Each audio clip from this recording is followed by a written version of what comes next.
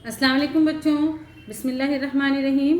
बच्चों देखो, आज हम आपकी रियाजी की दूसरी जमात की रियाजी का सबक करेंगे। उसके लिए आपको क्या करना है, यहाँ पर सबक जो है वो हमारा सफ़ा नंबर है 50/656 मतलब 56। और सबक जो हमको क्या पढ़ना है मैथ्स में, आओ पहचाने सिक्के नोट। तो बच्चों पैसे तो सभी लोग जानते हैं। अब यहाँ पर हम देखेंगे कि हमारी नोट कौन कौन सी है और आप उसको जानते हैं या नहीं जानते हैं। देखो यहाँ पर बच्चों, सबसे पहले तुमने किताब खोली ना, देखो सामने कौन सी नोट दिखाई दे रही है। हाँ, ये 50 रुपये की नोट है। इसकी तस्वीर देखो आपकी किताब में दी हुई है। देखा तमाम बच्चों ने?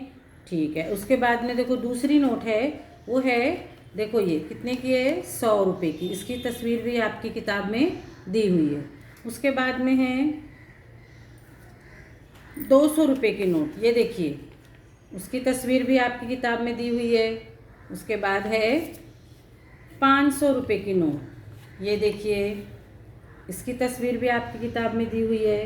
तो जब हम बाज़ार जाते हैं या ख़रीदारी करने जाते हैं, सौदा लेने जाते हैं, या अम्मी हमसे कोई सामान मंगाती है, तो इन्हीं चीज़ों से यानी इन्हीं नोट और सिक्कों की मदद से हम ख़रीदारी करते हैं। अब यहाँ पर देखिए, शाहिद और रज़िया अपनी अम्मी के साथ मामू के गांव आए। आज गांव में मेला है, दोनों मेला घूमने निकले। तो मामू जान ने हर एक को 100 रुपये दिए। मामू जान ने हर एक को कितने रुपए दिए? 100 रुपये। ये देखिए, ऐसे 100 रुपये की नोट मामू जान ने उन लोगों को दिए। अब ये 100 रुपये जो है, उसमें हम देखेंगे कि 50 रुपये की नोट कितनी है। देखो 50 रुपये की नोट एक है। 20 रुपये की कितनी नोट है? ये देखिए 20 रुपये की एक नोट। देखिए आपके किताब में सब दिया हुआ है। हाँ, अच्छा, ये जो है हमारी 20 रुपये की पुरानी नोट है, और ये देखिए 20 रुपये की नई नोट है ना। अब यहाँ पर हम इसको गिनती करेंगे तो ये देखो 50 में हमने 20 के एक नोट मिलाए तो कितना हो गया? 70 में हमने फिर 20 की एक नोट मिलाए तो कितना हो गया? 90। अब 90 रुपये जो हुए हैं, अब बाकी के हमारे कितने बचे? 10 रुपये। 10 रुपये में मैं आप लोगों को सिक्के बताती हूँ। देखो, एक 10 रुपये का सिक्का जो है वो इस तरह होता है। अब उसको अगर हम और खोलेंगे 10 रुपये को, तो उसमें एक सिक्का आएगा 5 रुपये का। दो सिक्के 2-2 रुपये के, ये देखिए 2 रुपये का एक सिक्का, और ये देखिए 2 रुपये का एक सिक्का। अब उसके बाद में हमने उसमें फिर 1 रुपया मिलाया, 1 रुपये का सिक्का। तो इस तरह से ये 5 रुपया हो गया, और ये 5 रुपये का हमारा डॉलर, ये 5 रुपये, ये 10 रुपया हो गया। इस तरह ये कितने रुपए हो गए पूरे कुल मिलाकर? 100 रुपये। इतना सबके समझ में आया? अब हम क्या करेंगे, इनके नीचे इनकी कीमत लिखेंगे। ये काम आप लोग करना।